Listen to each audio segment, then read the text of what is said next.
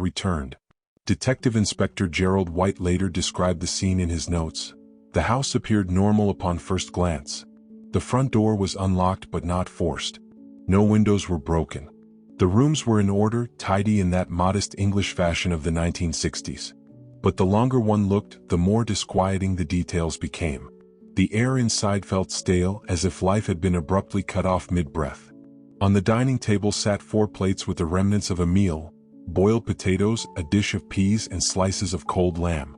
Forks rested in place, one knife balanced precariously on the edge of a plate. There was no sign of haste, no mess to suggest panic. Even the condiments remained neatly placed, the salt shaker standing upright beside a glass of half-finished milk. What unsettled White most was the discovery that the meal had long since spoiled. It had been left untouched for days, perhaps a week, judging by the odor. The living room told its own story.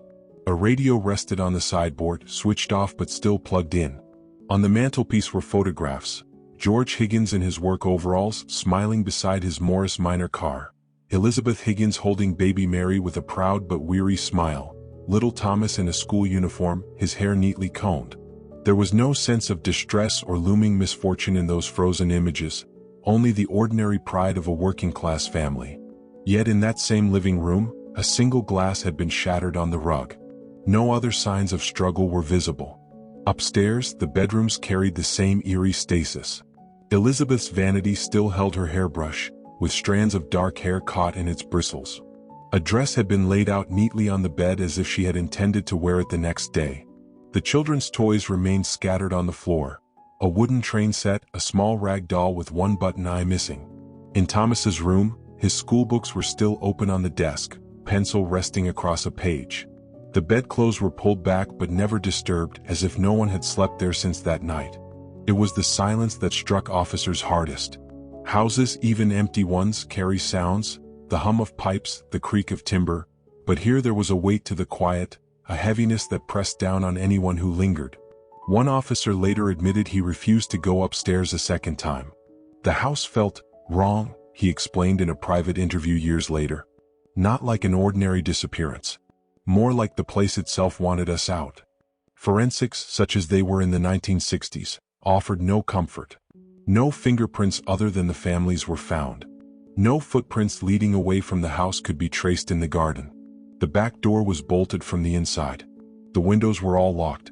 The Higginses had seemingly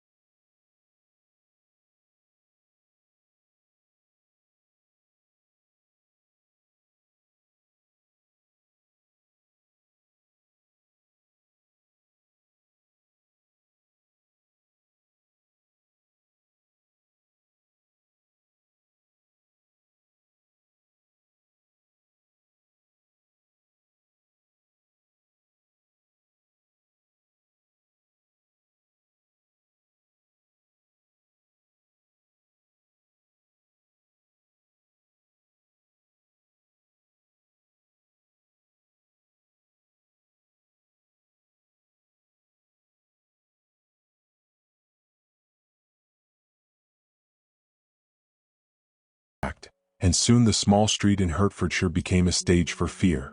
The official record closed with an unsatisfactory conclusion. The Higgins family was missing, presumed abducted or fled. But the public and even some officers struggled to accept this. Why would a family leave their meal uneaten, their children's beds unslept in, their front door unlocked?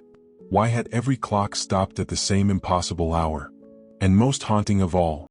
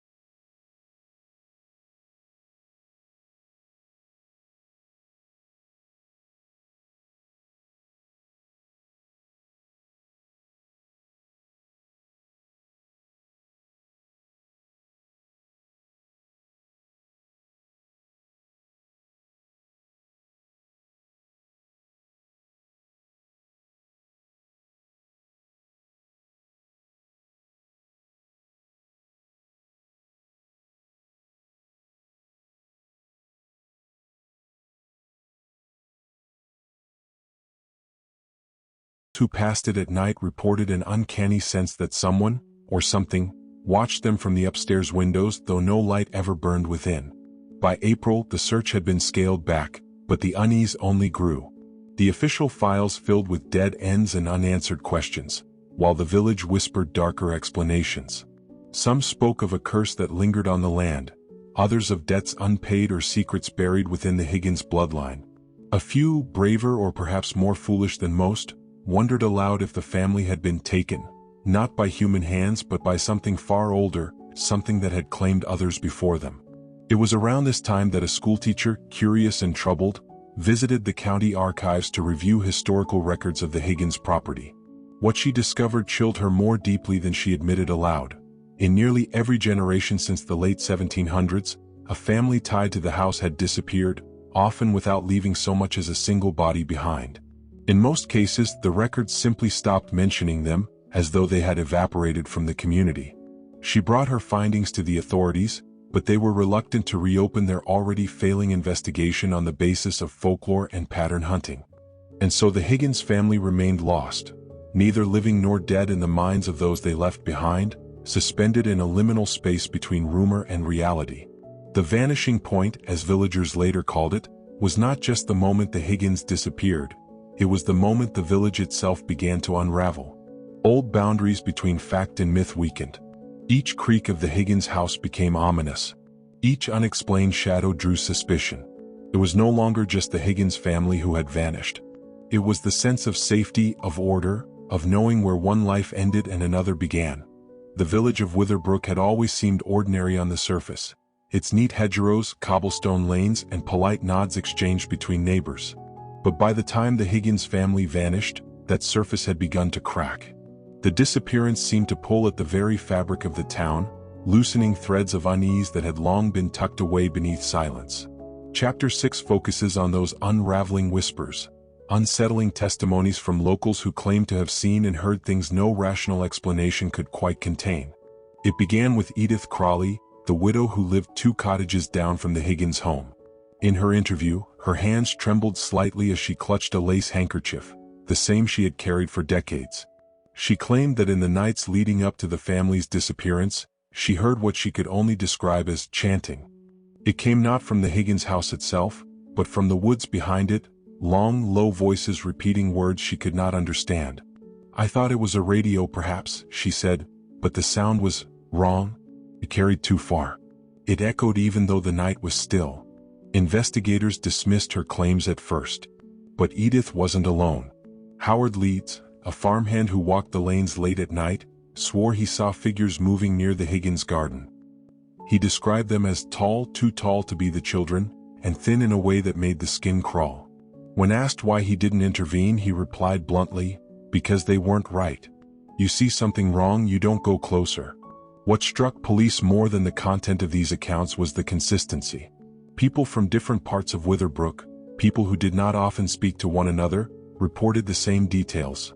Sounds in the woods, figures moving where none should be, and lights flickering behind the Higgins curtained windows. The most chilling statement, however, came from a young boy named Michael Turner, who was only 11 at the time. His parents recalled him waking in the night, screaming, claiming that Mr. Higgins was standing at the foot of his bed. They dismissed it as a nightmare until the morning the Higgins were discovered missing. Michael insisted it hadn't been a dream at all. He said Mr. Higgins didn't speak but pointed toward the woods, his mouth opening wider than any mouth should. When shown a photograph later, Michael refused to look at it. "It wasn't him," he said softly. "It looked like him, but it wasn't." Police grew frustrated. The whispers of the villagers seemed more like folklore than evidence. But the sense of dread that spread through Witherbrook was undeniable.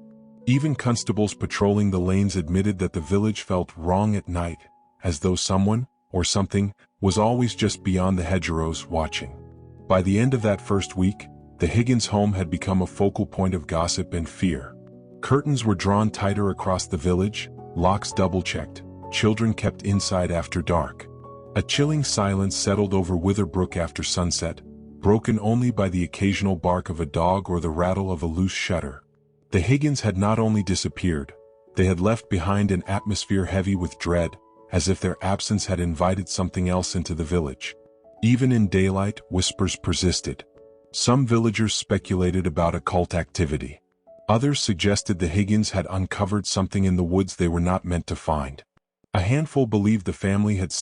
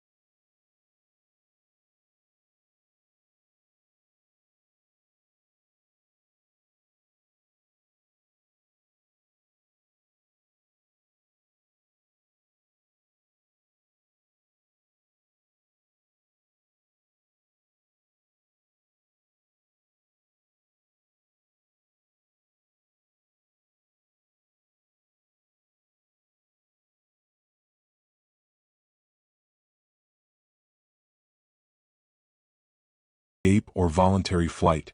The countryside refused to let the family fade. The house itself seemed to protest, drawing neighbors' eyes at night, whispering through the hedges, exhaling faint shapes in the mist.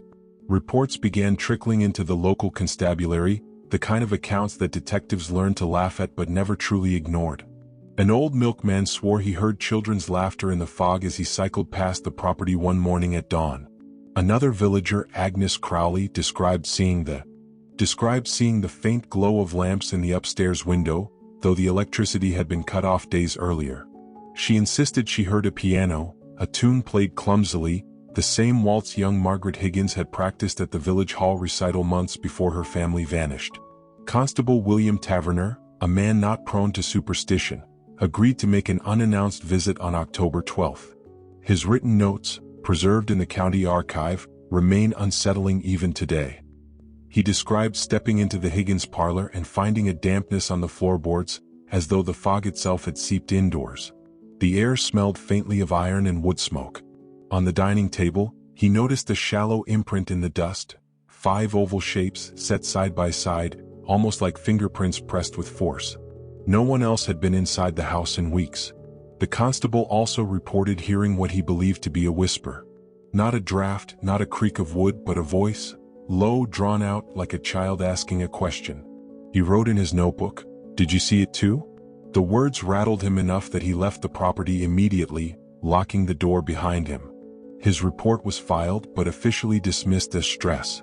Still, stories spread. Locals claimed that the fog around the Higgins house moved against the wind, coiling like smoke from a hidden fire.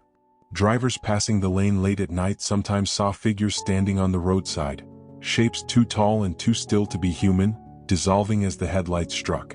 One witness, a lorry driver, claimed he saw the entire Higgins family walking single file into the field, their outlines faint and flickering, before they vanished into the mist as if swallowed. By now, whispers of the Higgins haunting had reached further villages, drawing the attention of reporters and curious wanderers. A journalist from the Reading Chronicle visited to collect accounts. His article, published under the headline "A Family Lost to the Fog," painted the story as rural superstition. Yet even he admitted in his private diary, later found in his estate, that while standing outside the Higgins home he felt the air grow heavier, as though something unseen watched from the windows. As weeks passed, patterns formed. The strange sounds, children's laughter, muffled piano notes, faint voices, were almost always reported during nights when the fog was thickest. Some villagers began to avoid the lane entirely, while others dared to walk by in groups, whispering prayers under their breath. A few even placed small wooden crosses near the gate, a gesture that soon multiplied until the entrance resembled a roadside shrine. Then came the event that cemented the Higgins mystery as more than rumor. On October 28, 3 schoolboys exploring the edge of the property claimed to have found something in the fog. A doll, waterlogged and filthy, propped upright against the gatepost. It was missing one eye and its porcelain face was cracked. They swore the doll had not been there earlier that day. The boys' teacher confiscated it, and when she later examined the doll, she noticed initials scratched faintly into its back. H, the same initials of Margaret Higgins. For investigators, this discovery was inexplicable. No relatives had been near the property, and no children were known to own such a doll. Worse still, one of the boys later confessed that when he first picked it up, he thought the doll whispered his name. He refused to touch it again. The doll was eventually taken into evidence, though records suggested disappeared sometime within the next decade, lost or deliberately misplaced. By November, the Higgins case had ceased being just a police matter. The villagers spoke of it like a curse, a fog-borne wound that would not heal. Rumors grew that the family's disappearance was linked to older, darker legends, tales of vanished households from centuries past, swallowed by the same valley mist. Parish records from the 1700s tell of a similar account. An entire family gone, their cottage left untouched, their voices said to echo in the fog long after. Whether coincidence or something more, the pattern was undeniable. The final weeks of 1965 passed in dread. The fog thickened, the whispers multiplied, and the Higgins house stood as a silent monument to a family lost without explanation. For every villager who dismissed the stories as hysteria, another swore they had seen or heard something unexplainable. Some even claimed that the Higgins children could be seen playing near the hedges at dusk, their outlines pale and flickering, vanishing if approached. What truly happened to the Higgins family remained unknown. But one thing was certain: their absence had not left silence. It had left voices, shadows, and a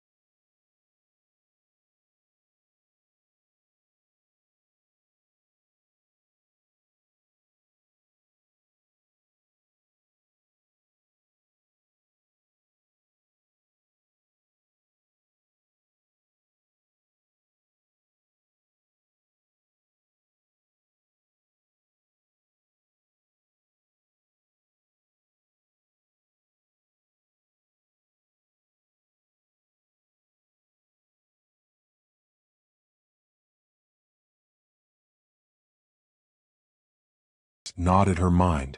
The locals had mentioned it in passing. The Higgins family had been devout, never missing a Sunday service. But their names were curiously absent from the church's parish records after 1965, as though the vicar had intentionally erased them. The idea clung to Eleanor like damp wool. She decided, almost against her better judgment, that she must go there. St. Mary's was a gray stone structure that had stood for centuries, its bell tower leaning ever so slightly,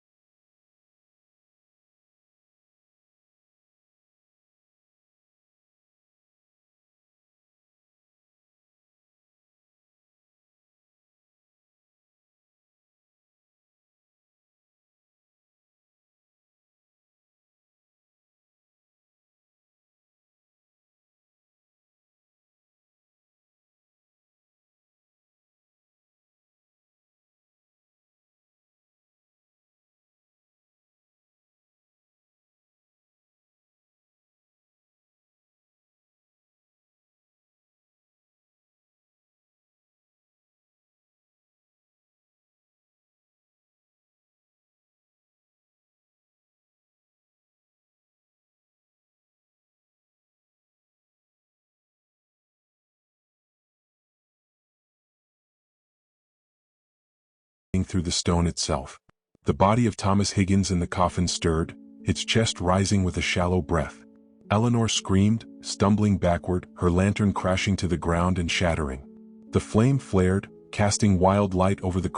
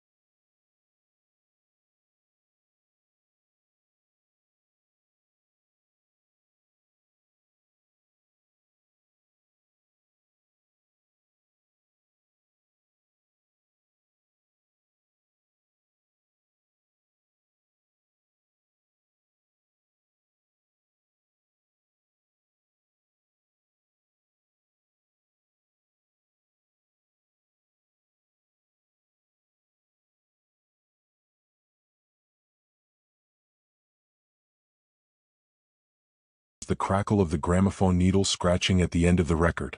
Bellamy gasped for air, his heart hammering. Slowly, with trembling fingers, he reached for the door handle. It turned easily this time. The night air hit him like a baptism, cold and sobering. He stumbled out onto the lawn, gulping breaths of freedom. The farmhouse loomed behind him, dark and silent once more, nothing but a husk against the sky. But as he turned to leave, he caught one last glimpse in the upstairs window. The Higgins family, all three of them, stood shoulder to shoulder, smiling, watching. Aunt Sophie raised her hand in a small, delicate wave. The detective dropped his cigarette, backing away until the shadows swallowed the house from view. His notes would never record what he saw that night. His report would remain the same as before, no trace found. But deep down, Arthur Bellamy knew the truth. The Higgins family had never disappeared. The house had kept them. Forever.